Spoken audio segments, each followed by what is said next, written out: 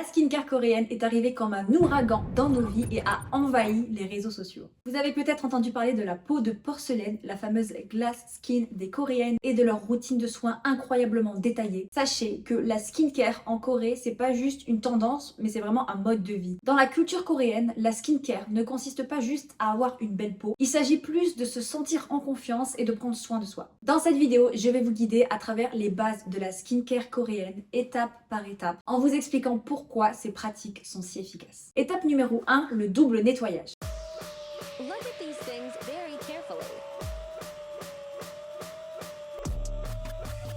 Cette technique permet de nettoyer sa peau en profondeur sans l'agresser. Donc le double nettoyage a lieu après le démaquillage. On va vraiment nettoyer sa peau 2 fois. La première avec un nettoyant à base d'huile. Ça permet de dissoudre les impuretés liposolubles comme le sébum. Cette étape est cruciale en K-beauty parce qu'elle permet de déloger les points noirs. Les Coréennes se nettoient le visage avec un corps gras pendant plusieurs minutes, parfois jusqu'à 5 minutes, pour enlever un maximum d'impuretés. Et bien sûr, elles insistent sur la zone T. La deuxième étape, c'est avec un nettoyant à base d'eau, donc c'est probablement le nettoyant que vous avez chez vous, qui permet d'éliminer la sueur et les saletés solubles dans l'eau. Ensuite, deuxième étape, l'exfoliation.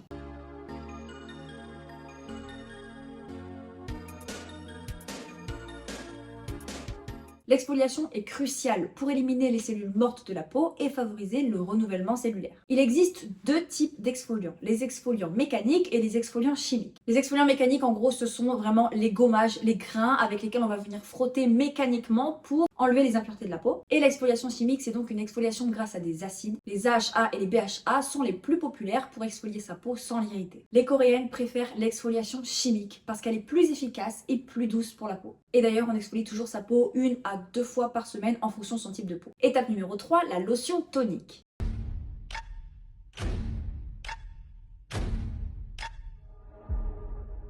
Les toniques en Corée sont utilisés pour préparer la peau à recevoir les soins suivants, tout en rééquilibrant le pH. Alors ils peuvent contenir différents ingrédients comme l'acide hyaluronique, certains contiennent même des AHA et des BHA pour une exfoliation quotidienne en douceur, mais vous pouvez aussi y trouver du zinc ou de la niacinamide, en soi des super ingrédients qui vont permettre de réguler la production de sébum et de resserrer les pores. Souvent les Coréennes appliquent leur tonique à l'aide de pads qui sont imbibés dans une boîte et ça permet que le produit reste plus longtemps sur la peau plutôt qu'il s'évapore en quelques secondes. Ensuite il y a ce qu'on appelle l'essence.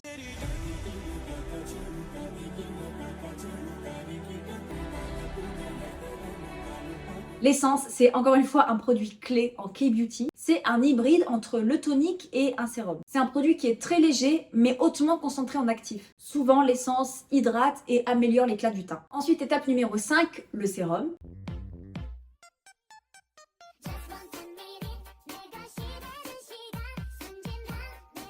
Les sérums sont des concentrés d'actifs ciblés pour traiter des problèmes spécifiques comme les rides, les taches pigmentaires ou l'acné. En gros là c'est vraiment chacune choisit un sérum en fonction de ses besoins. Ensuite vient le fameux masque en tissu. Look at these things very carefully. I mean, very carefully. Now look what I'm doing with it. Les masques en tissu sont emblématiques dans la skincare coréenne. Ils sont imbibés de sérum, d'actifs et ils sont parfaits pour un boost d'hydratation. En général, les Coréennes utilisent un masque en tissu 1 à 2 fois par semaine, mais certaines posent même des masques tous les jours. Ça dépend des besoins. Il y a plusieurs masques qui sont très réputés, notamment ceux à laisser poser toute la nuit. C'est les fameux Deep Collagen Mask ou Overnight Collagen Mask. Mais il n'y a pas que des masques au collagène, hein. Vous avez plein de bienfaits différents. Et c'est là que je vous mets en garde. Attention aux fausses marques et aux copies mal faites. Beaucoup de scams profitent de la tendance K-beauty pour vendre des masques pas chers et vraiment pas efficaces. Je ne dis pas que les masques sont censés être chers pour être de qualité, mais simplement choisissez bien des masques que les Coréennes utilisent vraiment. Pour être sûr de ne pas vous tromper, vous pouvez suivre des compte de K-beauty sur Instagram. Mon préféré c'est Song of Skin. De toute façon je vais vous mettre des liens Amazon avec des masques authentiques que j'ai trouvés dans la description. Comme ça vous pouvez pas vous tromper. Étape numéro 7, la crème contour des yeux. Ways to use the Ado Guasha. Vous le savez probablement, la peau autour des yeux est très fine et nécessite des soins spécifiques. Donc soit c'est des hydratants pour prévenir les ridules, soit c'est des petites crèmes pour réduire les poches ou les cernes. Ensuite vient la crème hydratante.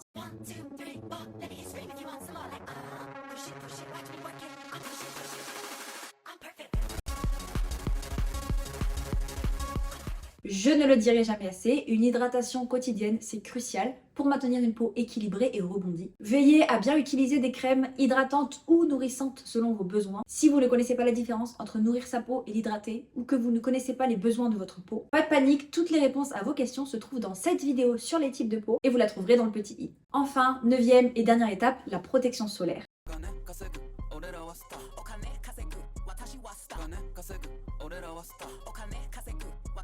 La protection solaire, c'est un non négociable en skincare coréenne. Elle protège contre les UV, donc prévient le vieillissement cutané, et c'est certainement pour ça que les coréennes ont une peau de bébé même à 40 ans. Ces derniers temps, j'ai même vu une coréenne qui avait appliqué des pads sur son visage, des pads transparents, donc ça se voyait pas, mais c'était des pads qui en fait protégeaient du soleil et ne laissaient pas passer les filtres UV. Et elle était sortie comme ça dans la rue, c'est dire l'importance de se protéger du soleil pour les coréennes. Dans les SPF, il existe deux types de filtres UV. Vous avez les filtres minéraux et les filtres chimiques. Les filtres minéraux, c'est une protection solaire qui est douce et immédiate. Les filtres chimiques, c'est une protection solaire qui sera invisible. Si ça vous intéresse d'en savoir plus sur les protections solaires et les filtres UV, sachez que c'est le sujet de ma prochaine vidéo, je vous le donne en exclu. Abonnez-vous à ma chaîne et activez la cloche si vous voulez pas la louper. Voilà, vous connaissez maintenant les bases de la skincare coréenne. Une routine en 9 étapes qui peut sembler longue, mais qui, je pense, vaut vraiment le coup pour une peau éclatante et en bonne santé. Vous avez dû le remarquer, on va vraiment du produit le plus léger et celui qui pénètre le plus facilement au produit le plus épais. Et d'ailleurs, d'une manière générale, attendez toujours qu'un produit ait bien pénétré dans votre peau avant d'appliquer le produit suivant. À titre personnel, c'est ce vers quoi je tends. Quand je songe à agrandir ma routine, je copie au maximum les habitudes des coréennes parce que, qu'on se le dise, c'est vraiment elles les reines de la skincare.